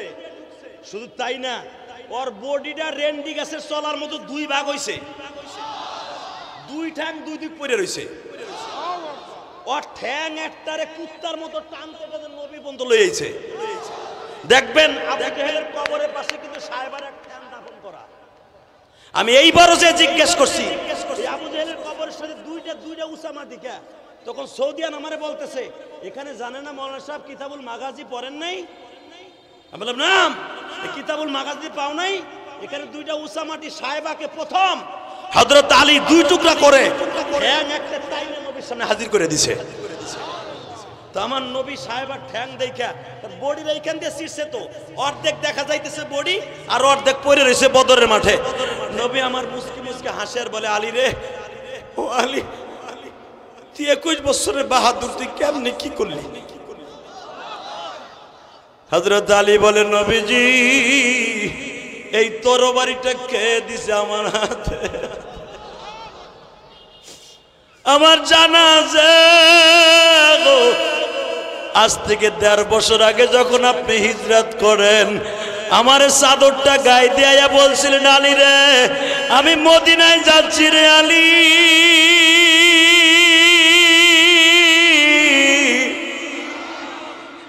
বেঈমানদের আমানতগুলা তুই ফিরাইয়া দিয়া তারপরে তুই চলে আসবি, তোর সাথে আমার মদিনায় দেখা হবে। নবীজি আমি সেদিন থেকে ইতমিনান ছিলাম, মদিনায় যাওয়ার আগে আমার মরণ হবে না, কেউ আমারে মারতেও পারবে না। আজকে যখন আপনি আমার হাতে তরবারি দিয়ে বললেন, আলী রে এই তরবারিটা আবার আমি তোর কাছ থেকে নিব, আলী তোর এই তরবারিটা অক্ষত থাকবে, আমি তোর কাছ থেকে তরবারিটা আবার রিটার্ন নিব। তখন আমি মনে মনে ভেবে ফেলছি, আরে আমার নবী যখন আমার হাতের থেকে তরবারি রিটার্ন নিবে, মরবো না, আমি মরবো না, আমি মরবো না, আমি মরবো না, আমি মরবো না। নবী আপনি বলছেন, আলী রে রক্ত মাখা তরবারি রিটার্ন আবার আমারে দিবি। হুজুর আমি তখন ইতমিনান করে নিছি, আমি মরবো না, অন্তত বদরের যুদ্ধে মরবো না। হুজুর আমি বেইমান যে খুশির আনন্দে বাইরে লয়ে আসছি। আমার নবী বলে, আলী রে আমার দিলটা শান্ত হয়ে গেছে। ভাইরা আমি আপনাদের দুটা পাও ধরে বলে দিয়ে যাব, এই দুনিয়া থাকার জায়গা না, সবাই তো মরিয়া যাবা। কারো মরণ হবে ইহুদি নাসারা সাহেবা উতবার মতো, কারো মরণ হবে ওমরের মতো। যে ওমরকে যখন ওই যে সিংহে বাবা, সিংহে যখন মাছি খাদাইতেছে পাখা দিয়া, ওমরের খাদেম লাভ দিয়ে দাঁড়ায় বলে, খলিফাতুল মুসলিমিন আমার জীবনে কোনোদিন দেখি নাই সিংহে মশা মাছি খেয়ে দেয়। ওমর বলে, তুমি কি কোরআনের ওই আয়াত জানো না, যারা আল্লাহর হয়ে যায় ফানি'মাল মাওলা ওয়া নি'মান নাসীর। তোমার কি জানা নাই গো, যারা মাওলার সাথে প্রেম করে মাওলা তাদের হয়ে যায়। এ যুবক ভাইরা দুনিয়ায় কয়দিন বাইসে থাকবি? এই সরাইল মাঠে আমি ইলিয়াসুর রহমান জিহাদি বহুতবার বয়ান করছি। আজকে আসরের পরে যখন বয়ানে আসার আগে এই যে জুমরে দেখতেছো, আর বড় ভাই ছিল বাচ্চু মিয়া, ঠিক এখানে বসিয়া, আরে এই মাইজির মাহফিলে বসিয়া আমার ডাইন পাশে বসিয়া বারবার বলছিল, জিহাদি ভাই কয়দিন বেঁচে থাকবো জানি না। হজের সফরে দুইজন কাবাগরের সামনে বসা, বাচ্চু কি করলো না করলো আমার দেখার বিষয় নয়। বাজান কার তওবা আল্লাহ কখন কবুল করবে জানি না। ও বাজান ভালো করে বুঝছো, হযরত ওমরের মতো জানোয়ার এই পৃথিবীতে কেউ ছিল না। ওমর সেদিন কালেমা পড়ে ইসলাম কবুল করলো, ওমরের মতো জান্নাতি আর পৃথিবীতে ওই জামানায় দ্বিতীয় আর এক ব্যক্তি ছিল না। আর ওমরকে আমার নবী দ্বিতীয় জান্নাতি ঘোষণা দিছে, ওমরের ওই জায়গায় আর কেউ নাই। কথা কন না কেন? দ্বিতীয় জান্নাতি কিন্তু হযরত ওসমান আর আসবে না, আলীর নামও আসবে না। দ্বিতীয় জান্নাতি নবী ওমরকে বলছে, দ্বিতীয় জান্নাতের স্থানীয় ওমর দ্বিতীয় জান্নাতে যাবে। এবার আমার দিকে তাকাবা বাজান রে, কাবা ঘরের সামনে দাঁড়ায় আছি। ওই যে বাচ্চু মিয়া, এই যে যার ভাই আমাকে আসরের পরে বারবার বলে, ভাইয়ের জন্য একটু দোয়া কইরেন। আমি এখন ওই স্মৃতিটা বলতে পারি না। বাবে ফাতার সামনে দাঁড়ায় আমারে বলে, জিহাদি ভাই হয়তোবার জীবনের শেষ দেখা আজকে, যদি মারা যায় হয়তোবা কিয়ামতের মাঠে দেখা হবে। ওই হজের থেকে আসার পরেই তো বাবা করোনা রোগে আক্রান্ত হয়ে গেল। আল্লাহর বান্দা চলে গেছে ঠিকই, এখনো পর্যন্ত স্মৃতিটা ভুলি নাই গো।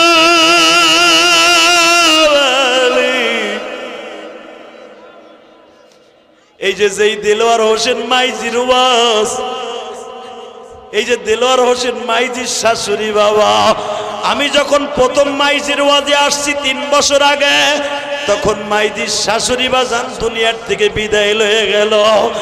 আহারে দিলার হোসেন মাইজের যে সম্বন্ধী শরীফুল হক আব্বাসী যখন আমার সাথে ওয়াজে যায়, প্রত্যেকটা ওয়াজে দেখে আমার পাশে বসে খালি বলে আমার মায়ের লেগে দোয়া করিয়েন। এই পৃথিবীতে যাদের মা নাই ওর মতো দুঃখী কেউ নাই। বাজান রে, আমার নবী একটা কথা বলতেন, উম্মতেরা রে এতিম মিসকিনের মুখের দিকে তাকায়, আমি নবী তোমার লইয়া জান্নাতে যাব।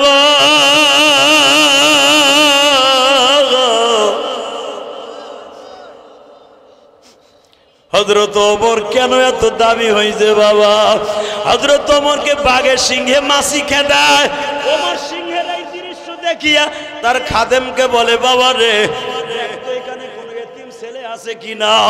হযরত ওমরের খাদেম বলে, হ্যাঁ খলিফাতুল মুসলিমিন, এখানে এতিমের বস্তি কোথায় পাবো? ওমর বলে, দেখো তালাশ করে এতিমের বস্তি আছে কিনা। হঠাৎ করে বাবা একজন খবর দিল, হুনাইনের মাঠে একটা, এই বাড়ির একটা মহিলা তিনটা বাচ্চা রাইখা হুনাইনের মাঠে নবীর সাথে শহীদ হয়ে গেছে। ওমর দরজার সামনে যে ডাক দিছে, আমি ওমরের পক্ষ থেকে আসছি, আপনাদের কোনো কিছু লাগবে কিনা? মহিলা দরজার সামনে দাঁড়ায় বলে, আমি আজকেও কিতাবে দেখলাম। মহিলা লাভ দিয়ে দাঁড়ায় বলে, তুমি কে গো? আমি তোমার চিনি না। এই যে 1 থেকে 1.5 মাস হয়ে গেল বাবাকে ঘরে পানি নাই,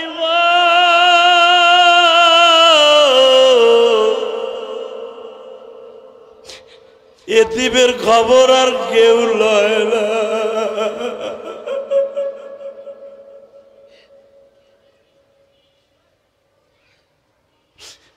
ওমর আসামির মতো দাঁড়ায় তার গোলামকে বলে, আমার পায়ের উপরে 10টা বাড়ি দে। উলামা একরামকে জিজ্ঞাসা করবেন, হযরত ওমর প্রতিদিন ঘুমানোর আগে 5টা 10টা করে বাড়ি পায়ের উপরে দিতেন। আল্লাহু আকবার বলেন। হযরত ওমর নিজের পায়ে নিজে চাবুক আঘাত করতেন। একটা বাড়ি দিয়ে জিজ্ঞাসা করতেন, ওমর রে আজকে কি কোনো এতিমের বাড়ি তোর খোঁজ নেওয়া অভাব আছে? আজকে কি কোনো এতিমের খবর লওয়া তোর খবর লস নেই এমন কেউ আছে? ওমর নিজের কাছে নিজে প্রশ্ন করতো। ওমর আবার জবাব দিত, না সব এতিমের খবর লইছ। আবার একটা বাড়ি দিত, ওমর তুই কোনো অন্যায় করছ? ওই পায়ে বাড়ি দেওয়ার পরে বলতো, না অন্যায় করস নাই। আবার বাড়ি দিত আর বলতো, ওমর ওমর তুই কি কারো পরে জুলুম করছ? বলতো, না জুলুম করস নাই। আবার বলতো, ওমর তুই তো সেই ওমর, তোর মতো জানোয়ার কেউ ছিল না, আজকে তোর নবী আনোয়ার বানাই দিয়ে গেছে ওমর রে। ওমর ওমর তোর কোন জনগণ না খাই আছে কিনা? পায়ে বাড়ি দেওয়ার পরে যদি মনে সায় দিত, ওমর রে তোর তো একজন জনগণ না খায়া রইছে, ওমর দৌড়াইয়া গমের বস্তা লই ওই বাড়িতে যাইত। আরো জোরে কর, আরো জোরে কর। বাজান এবার চিল্লাবেন আর কানবেন যখনই ওমর তার নিজের গোলামকে বলে, আমার পায়ের উপরে বাড়ি দে। পৃথিবীতে এমন কোন গোলাম কাজের বুয়া আসেনি মালিকের বউর গায়ে হাত দিবে? কথা কর না গায়ে। পৃথিবীতে এমন কোন বাড়িওয়ালা আসেনি তার ভাড়াটে তার গায়ে হাত দিবে? বাজান রে তার গোলাম রে বলে, আমার পায়ের উপরে জোরে বাড়ি দে চাবুক দিয়া। গোলাম বলে, হুজুর মাফ চাই, আমি আপনার গায়ে হাত দেবো, আমার বিবেক নাই, আমি আপনার বেতন খাই, আমি আপনার নুন মাটি খাই। ওমর বলে, যা বলছি তাই কর। বাজান রে যখন জোরাজুরি করছে গোলাম, তারপরে বাড়ি দেয় না। ওমর কয় চাবুক দে।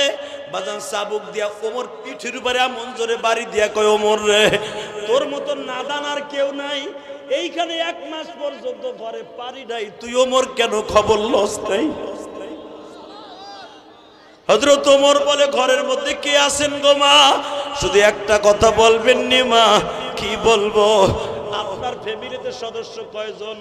আমার একটা মাইয়া 3টা পোলা।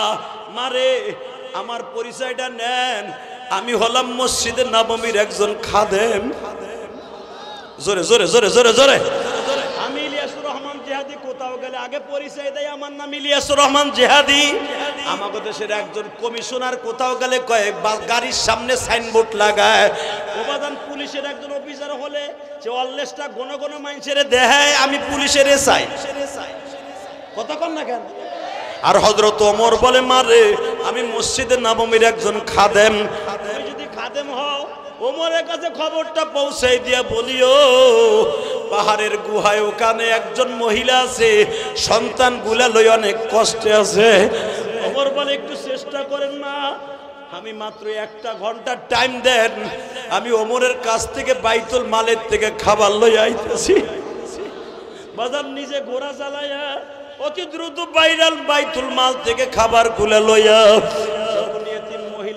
বাচ্চাদের ঘরের সামনে ফেলছে। ওই মহিলা বলে, এত দ্রুত আপনি কোথার থেকে আসলেন? ওমরের কাছে আমার সালামটা দিছিলেন। ওমর বলে, মারে আমার মনটা বলে যদি একটু আমার একটু দেখাইয়া দিতেন কি আপনার বাচ্চাগুলার আমার চোখের সামনে একটু রুটি বানান, ওদেরকে নিয়ে আমি এক প্লেট একটু খাবার খাই। জোরে জোরে জোরে জোরে। মা মা আমার সামনে একটু রুটি বেলবেন মা, আমি আপনার কাছে সহযোগিতা করি। না, আপনার করতে হবে না, আপনি যখন এত কষ্ট করলেন ওমরের পক্ষ থেকে খাবার লই আইছেন, আমি অতি তাড়াতাড়ি রুটি বানাই। হ্যাঁ, আর আপনি যেগুলো লই আইছেন খাসি জবাই দিয়ে লই আইছেন, আপনার গোশত আপনারই পাকায় খাওয়াই। এটা জোরে কর, আল্লাহ খুশি হইব, ওমরও খুশি হইব। বাজান রে অতি দ্রুত মহিলা পাকাইয়া ওমর বসে আছে দরজার কাছে। একটা প্লেটের মধ্যে বাবা 3টা বাচ্চার পাঠাই দিয়ে বলে, যা ওই বৃদ্ধা লোকটার কাছে যাইয়া বলো আমার মাই খাবার গুলা দিছে, আসেন একসাথে খাই। এবার তুমি কানবা গো বাবা। এতিম একটা ছেলের এই কোলে বসাইছে, আর একটা ছেলের এই কোলে বসাইছে। বাজান মেয়েটা বড়, এই জন্য পর্দার খেলাফ আসে নাই।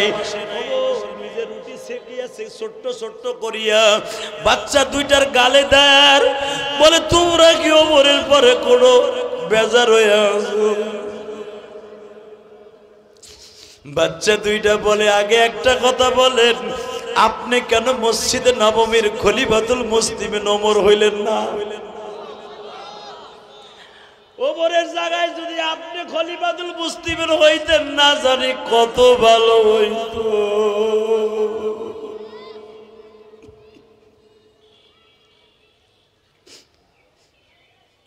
হযরত ওমর বলে, তোমাদের মনে কি কোনো আশা আছে? তোমরা কি এমন কোন স্মৃতি মনে পড়ে যে তোমার বাবা তোমাদের সাথে করতো আর তোমরা হাসতা? ছোট্ট বাচ্চাটা সাঈদ বলে, আমার একটা জিনিস মনে পড়ে, আমার আব্বু যুদ্ধের মাঠে যাওয়ার আগে আমি ছিলাম ছোট্ট, এখন তো মোটামুটি বড় হয়ে গেছি। আমার আব্বু আমারে ঘোড়া নিজে হইতো, আমার আব্বু আমার এই পিঠে বসাইয়া ঘরের মধ্যে ঘুরতো, আমরা 2 ভাই খিলখিল করে হাসতাম। আমার বোনটা আমার বাবার গালের মধ্যে খেজুর খাওয়াইয়া দিত। আমার বাবা আমার বোনকে বলতো, ওদেরকে আমার পিঠের থেকে নামা। ওমর বলে, আমি ঘোড়া হইলাম, তোমরা আমার পিঠে উঠো।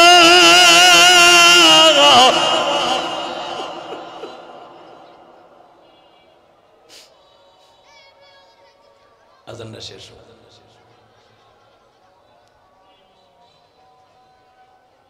আলহামদুলিল্লাহ বলেন, ইশার আজান হইতেছে, আজানটা শেষ হোক। কেউ যায়েন না, চলে যাবেন নাকি? ওয়াজ শেষ করে যায়েন না ইনশাল্লাহ বলেন তো, মারহাবা বলেন। কে ওঠার চেষ্টা করবেন না, আমি আপনাকে চোখে পানি দেখছি। কে কইছে আল্লাহ আপনার দোয়া কবুল করবেন না? বসুন।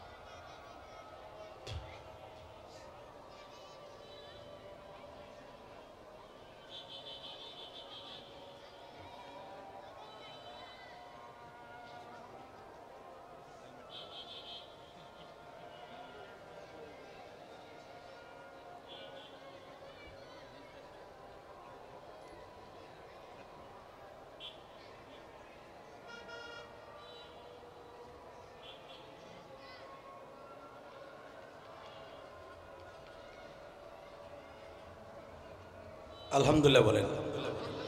বেজার হইতেছেন? আর মাত্র 2টা মিনিট কথা বলেন, শুধু আমার দিক তাকায় বলবেন, এতিমের দাম আছে না নাই? আছে। আমাদের সমাজে এতিম মিসকিন আছে না? আছে না ভাই?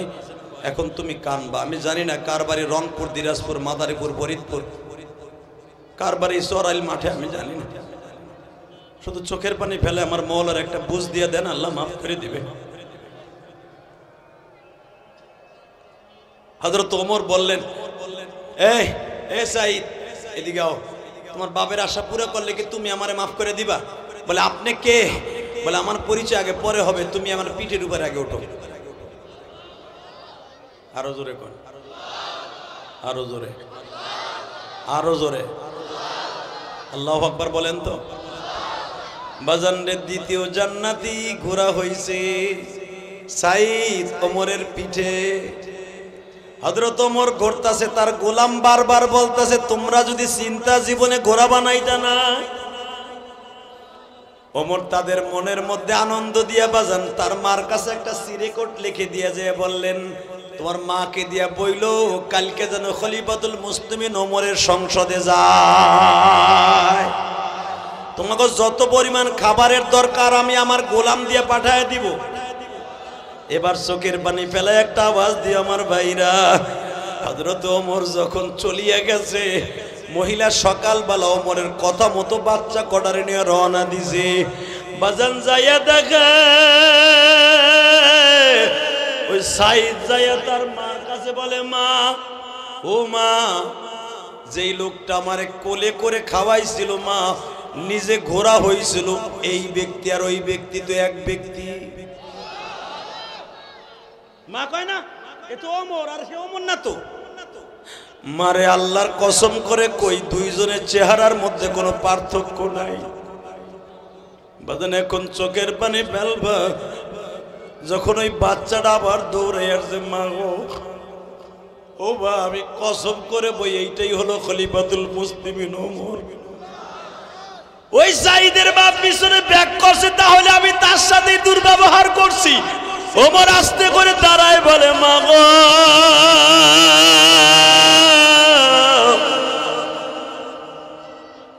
আমি ওমর আপনাকে সংসদে কেন আনছি জানেননি? কয় কে?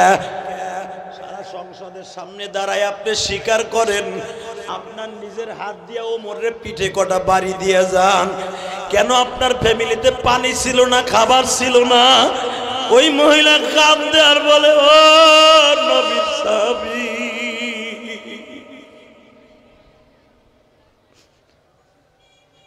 আমি আপনার কাছে কিছু বলবো না, আমি আমার নবীর কাছে দুইটা কথা বলে চলে যাব।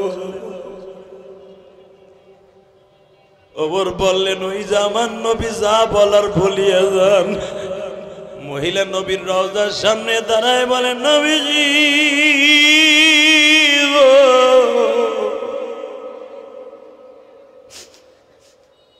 যেই খলিফাতুল মুসলিমিন অর্ধজাহানের খলিফা, ওই মানুষটার নিজের শরীরে নিজে আঘাত করে কেন এতিমের খবর লইল না? নবী আপনার ওমরকে আপনি কি মাফ করে দিয়েছেননি গো নবী?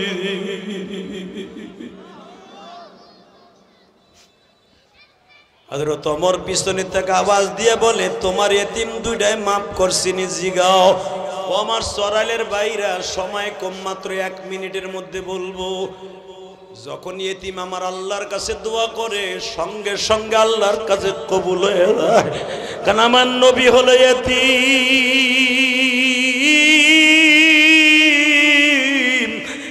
এবার চোখের পানি বেলায় কাঁদবা। ওই মহিলা ওমরের জন্য দোয়া করে চলে গেছে। ওমর রাতের অন্ধকারে স্বপ্নে দেখে আমার নবী দুটা হাত বাড়ায় দিছে। ওমর রে, ওই জাইদের চোখের পানি আমি নবীর কবর ভরে গেছে রে ওমর।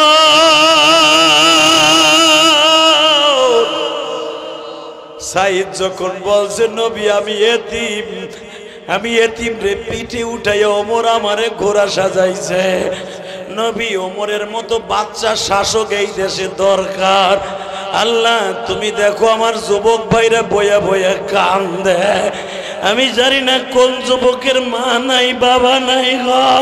ওই সাইদ যদি চোখের পানি ফেলে আমার নবীর রওজার পাশে দাঁড়ায় কান্দে, তুমি সরাইল খেলার মাঠে বসে কানবা যুবক, তোর চোখের পানি এখনই নবীর রওজায় চলিয়া যাবে। নবীজি গো, মাগরিবের নামাজের পরে আজকে 19শে জানুয়ারি 19 জানুয়ারি মাগরিবের নামাজের পরে 19 জানুয়ারি মাগরিবের নামাজের পরে আমার আজকের প্রথম মাহফিল। বাজানরে মাগরিবের নামাজের পরে হাজার হাজার মানুষ যারা কান্দে, আল্লাহ জানি না কার যেন মা নাই বাবা নাই গো। নবী যদি এতিমদের ডাক সাথে সাথে শুনে, তোমরা যাদের মা নাই গো চোখের পানি ছেড়ে দিয়ে বলো নবীজি আপনারও তো মা ছিল না বাবা ছিল না গো।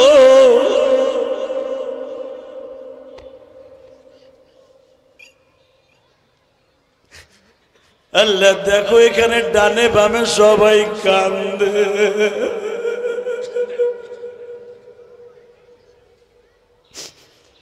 আল্লাহ পুরা মজমার মধ্যে সবাই কান্দে মালিক তোমার কি মায়া লাগে। আজকে জুমার মসজিদে বাবা একটা ছেলে আমারে বলে হুজুর আজকে একটা বছর হয়ে গেল মা বইলা ডাকি না।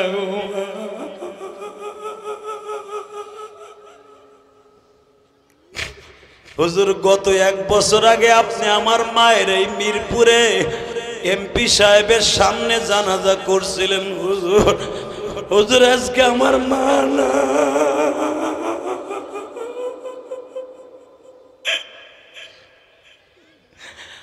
মার মতো দরদি যুবক, মার মতো দরদি যুবক এই জমিনে নাই। চোখের পানি কবুল কর ও হে মালিক সাই। মায়া কান্দে এতিম, বাবা হারায়া কান্দে এতিম। এতিমের জ্বালা কেউ বুঝে না। আল্লাহ তুমি মাফ করে দাও তোমার বান্দা